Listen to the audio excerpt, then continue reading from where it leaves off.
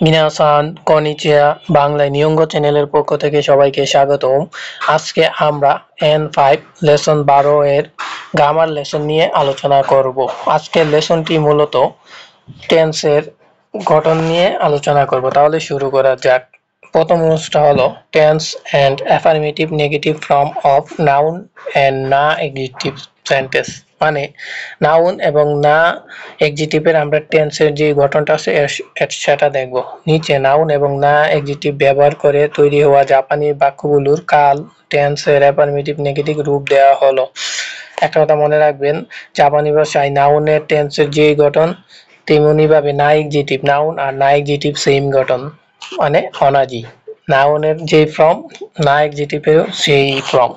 তাহলে আমরা নাউনটা নিয়ে এক্সাম্পল দেখি। যেমন প্রেজেন্ট অ্যাফার্মেটিভ, আমি দেশ।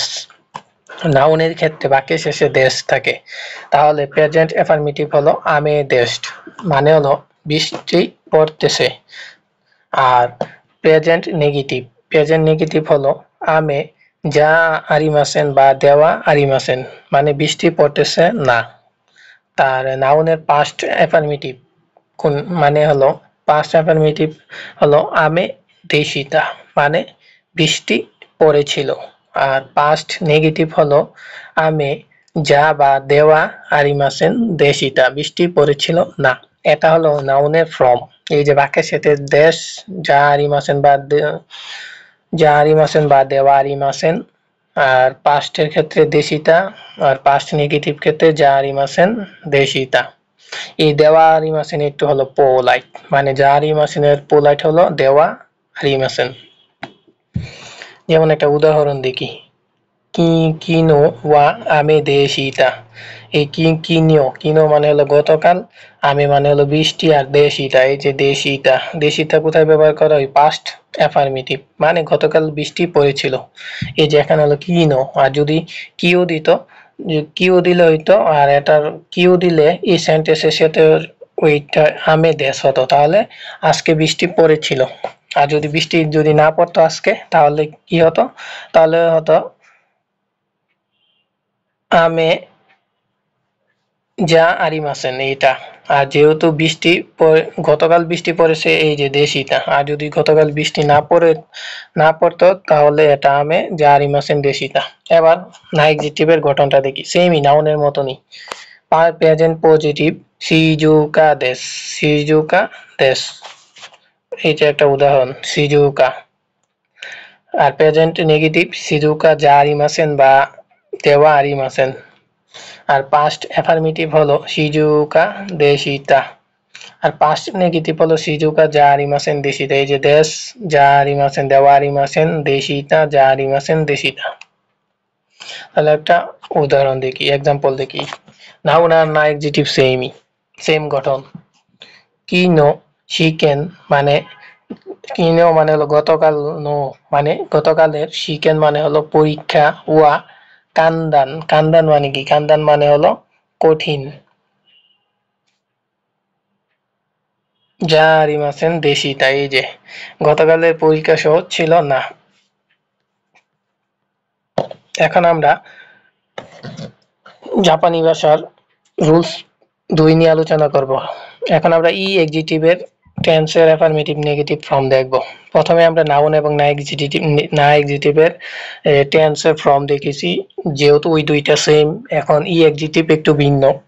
মনে রাখবেন, সব ক্ষেত্রেই জাপানি ভাষায় ফর্মের ক্ষেত্রে সব ক্ষেত্রেই দুইটা ভাগ রয়েছে, নাউন না এডজেক্টিভ আর ই এডজেক্টিভ। তাহলে ই এডজেক্টিভের প্রেজেন্ট অ্যাফার্মেটিভ হলো আত্তে দেশ। প্রেজেন্ট নেগেটিভ হলো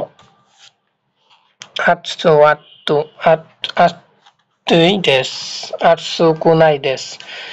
প্রেজেন্ট নেগেটিভ হলো আটসু কুনাই দেশ। আর প্রেজেন্ট পাস্ট অ্যাফার্মেটিভ হলো আটসু কাত্তা দেশ। আর পাস্ট নেগেটিভ হলো আটসু কুনা কাত্তা দেশ। একটা জিনিস খেয়াল করবেন, এই যে প্রেজেন্ট অ্যাফার্মেটিভ আত্তেই দেশ, প্রেজেন্ট নেগেটিভ এই যে এখানে ই থাকে, ই এর পরিবর্তে কুনাই। আর পাস্টের বেলায় কাত্তা, আর পাস্ট নেগেটিভের বেলায় কুনা কাত্তা দেশ। তাহলে আমরা একটা এক্সাম্পল দেখি, যেমন কিনো ওয়া আটসু কাত্তা দেশ, মানে গতকাল গরম ছিল। আবার আরেকটা আমরা দেখি এক্সাম্পল, কিনো পার্টি ওয়া আমারি তানুশি কুনাকাত্তা দেশ।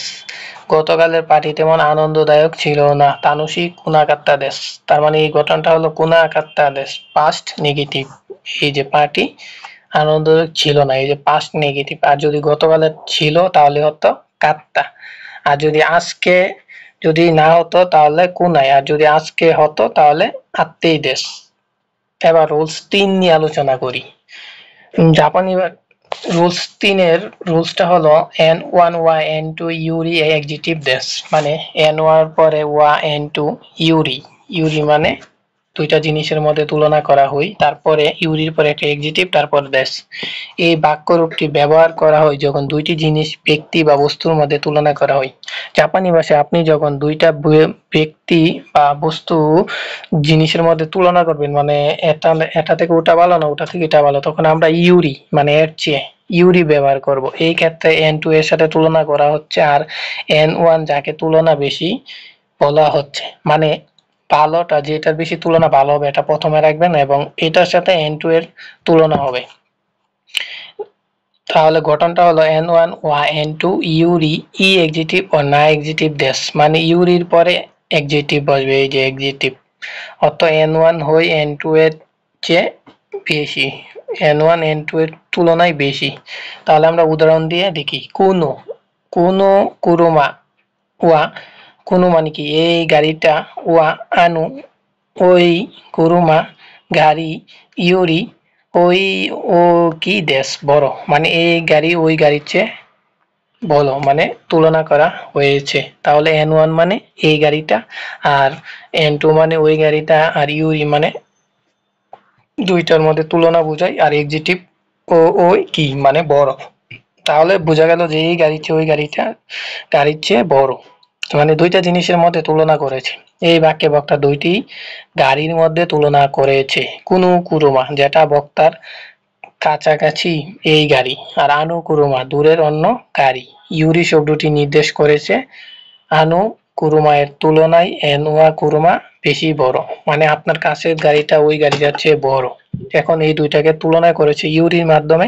আর এক্সিটিভ মানে হলো ওই যে ও কি বড়, মানে বড় ছোট হতে পারে, মানে এক্সিটিভ যে কোনো জিনিসই হতে পারে, তাই না?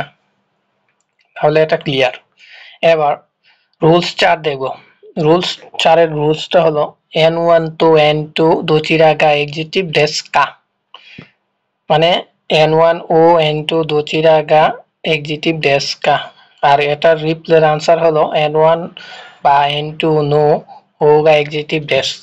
এখানে N1 N2 দুইটি জিনিসের মধ্যে তুলনা করে জিজ্ঞাসা করার এই গঠন ব্যবহার করা হয়, মানে দুইটা জিনিসের মধ্যে মানে তুলনা করতে আর কি। N1 ও দুইটির মধ্যে তুলনা করে জিজ্ঞেস করার জন্য, মানে প্রশ্নবোধক আর কি, মানে দুইটা জিনিসের মধ্যে তুলনা করতেছে এটা প্রশ্নের মাধ্যমে। এর আগে এটা শুধু জাস্ট তুলনা করেছে, কিন্তু এটা প্রশ্ন করার মাধ্যমে তুলনা করবে। N1 N2 দুইটির মধ্যে তুলনা করে জিজ্ঞাসা করার জন্য এই গঠন ব্যবহার করা হয়। উত্তর দেওয়ার সময় যে বেশি যেটি বেশি এক্সিটিভ সেটাকে নো হোগা দ্বারা প্রকাশ করা হয়। মানে এখানে আপনি দুইটা জিনিসকে N1 ওয়া N2 দোচিরা গা এক্সিটিভ দেশ কা কা দিয়ে প্রশ্ন করবেন। এখন যেটা বেশি ভালো, সবচেয়ে ভালো, সেটা হইতে পারে N1 অথবা N2।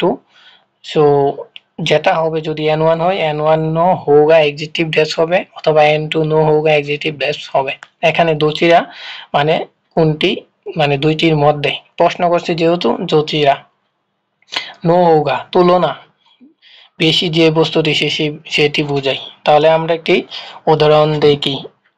সাক্কা তো, সাক্কা মানে কি ফুটবল, তো মানে এবং, ইয়াকিও তো মানে বেসবল, তো দোচিরা গা ওমোশিরুই দেশু কা, মানে এই উদাহরণ থেকে বুঝিয়েছে ফুটবল এবং বেসবলের মধ্যে কোনটি বেশি মজার। এটা আপনাকে প্রশ্ন করলাম। এখন যদি আপনার ফুটবল ভালো লাগে তাহলে আপনি বলবেন সাক্কা নো হোগা ওমোশিরুই দেশ, মানে ফুটবলের দিক বেশি মজা। আবার যদি আপনার যদি বেসবলের মধ্যে মজা ভালো লাগে তাহলে আপনি বলবেন যে ইয়াকিও या क्यों नो होगा অমসরি দেশ মানে যেটা ভালো ওইটার সাথে নো হোগা এক্সিটিভ দেশ বলতে হবে।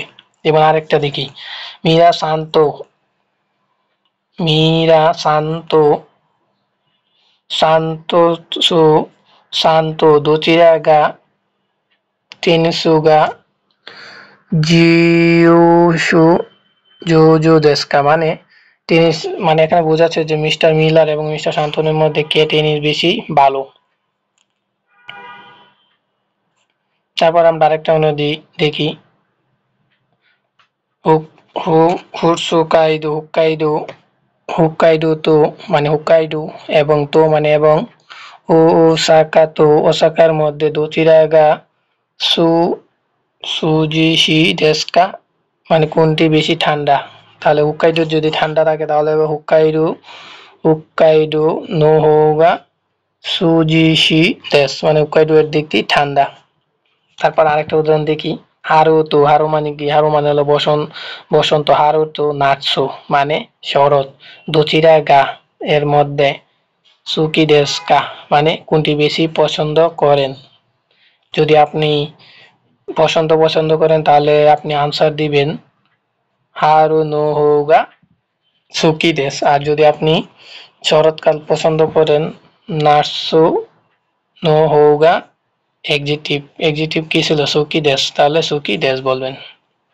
আর 5 নাম্বার রুলসটা হলো এখন 5 নাম্বার রুলসটা হলো N1 নো নাকা N1 নো নাকা দে নানি বা দোকু বা দোরে বা ইসু কা ইচিবান এক্সিটিভ দেশ কা। আর এটার আনসার হবে N2 গা ইচিবান এক্সিটিভ দেশ মানে এই রুলসটি দ্বারা N1 একটি বিভাগ বা শ্রেণী বোঝানো হয়েছে।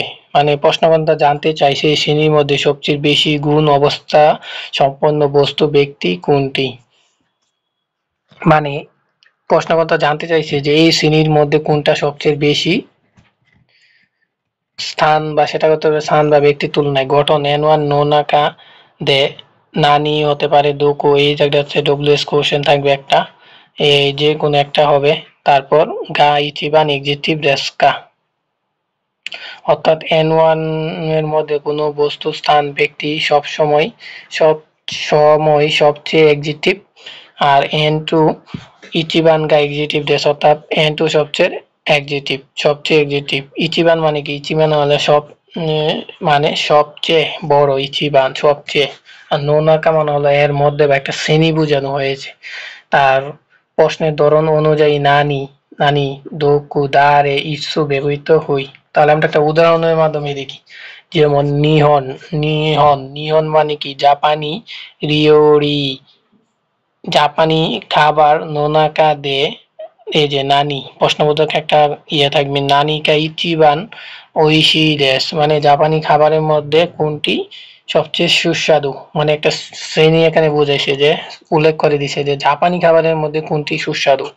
তাহলে আনসার হবে আপনার যেটা পছন্দ গা ইচিবান এক্সিটিভ দেশ ওইখানে যে এক্সিটিভটা ব্যবহার করা হয়েছে এখানে ওইশি ওইশি সুস্বাদু তাহলে আপনি বলবেন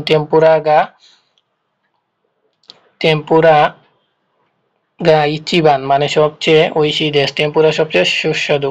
তারপর আরেকটা উদাহরণ দেখি ইউরোপা দে দোকু নানিকা আবার স্কিপ করতে পারবেন দোকু গা ইচিবান ইউকাত্তা দেশ মানে ইউরোপের মধ্যে কোথায় সবচেয়ে ভালো ছিল মানে একটা শ্রেণী বুঝাইছে যে ইউরোপ শুধু ইউরোপের মধ্যে কোথায় ভালো ছিল।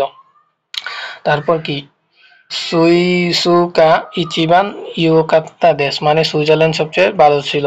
তারপর আরেকটা উদাহরণ দেখি ওতো গা ইচিবান সেগা না তাকাই দেশ মানে আমার ছোট ভাই সবচেয়ে লম্বা। নোট এই ধরনের প্রশ্নে গা পার্টিকেল প্রশ্নবাচক শব্দ নানি দোকু দার ইসু এর সঙ্গে ব্যবহৃত হয় কারণ এগুলো বাক্যের মেইন কর্তা হিসেবে কাজ করে। আর নোট 2 N1 এর সাথে নো নাকা শব্দটি সবসময় ব্যবহার হয় না আমি আগেই বলেছিলাম এক্ষেত্রে শুধুমাত্র দে পার্টিকেলকে এর মধ্যে অর্থে ধরে নিতে হই মানে দে থাকবে কিন্তু নো নাকা মাঝে মাঝে নাও থাকতে পারে। এবার 6 নাম্বার রুলসটা হলো এক্সিটিভ নো মানে নো এর ব্যবহার হয় একটি নাউনের পরিবর্তে যখন সেই নাউন আগে থেকে বোঝা যায় বা বলা হয়েছে। আমরা যখন একটি নাউনকে বারবার না বলে বোঝাতে চাই তখন আমরা এক্সিটিভ প্লাস নো ব্যবহার করি। অন্যভাবে বলা যায় বক্তা কোনো জিনিসের রং গুণ পুরাণ বলে দেই। আমরা জিনিসটার নাম বারবার না বলে তখন নো এর ব্যবহারে সেই জিনিসটাকে বোঝায়। মানে নো কোনো সময় আমরা স্কিপ করতে পারি। সেই ক্ষেত্রে এই নো এর কারণটা আমরা আগে থেকে বলে দিতে পারি বা শ্রোতা অনুমান করতে পারে। যেমন কানিনা সান্নো কাবানো ওয়া দূরে দেশকা। কারিনা সানের কাবান ওয়া দূরে, দূরে মানে কোনটা, কারিনা সানের ব্যাগ কোনটা। এখন আনসারে যদি বলছে আনো আকুতে ও ও ও কি দেশ, ওই লাল আর বড়টা। এখন তো আর কাবান বারে বারে বলবে না, এই যে কাবান অলরেডি বল, এখানে যেহেতু কাবান বলছে মানে শ্রোতা আগে থেকেই অবগত, সেজন্য এখানে এই যে নো, ও কি নো দেশ মানে ওই লাল আর বড়টা, এখানে নো বলতে কাবান বোঝানো হয়েছে এখানে। আর ডিরেক্ট কাবান তারা বলে নাই, কারণ ব্যাগটা আগে থেকে বলা হয়েছে, তাই নো বসিয়ে দিচ্ছি। বাংলা আচ্ছা একটু সহজ, বাংলার মতো ভাবি। তুমি জিজ্ঞেস করছো তোমার কলমটা কোনটা, তো উত্তর ওই কলমটা। এখন আমরা এখানে কলম বলিনি, শুধু বলেছি যে কালোটা বলেই বুঝিয়ে দিয়েছি, মানে জাপানি এই শব্দটা বোঝানোর জন্য নো ব্যবহার করেছে। তাহলে সবাই ক্লিয়ার? আজকে এ পর্যন্তই। ভিডিওটি ভালো লাগলে চ্যানেলটি সাবস্ক্রাইব করুন। সবাইকে ধন্যবাদ। আরিগাতো গোজাইমাস।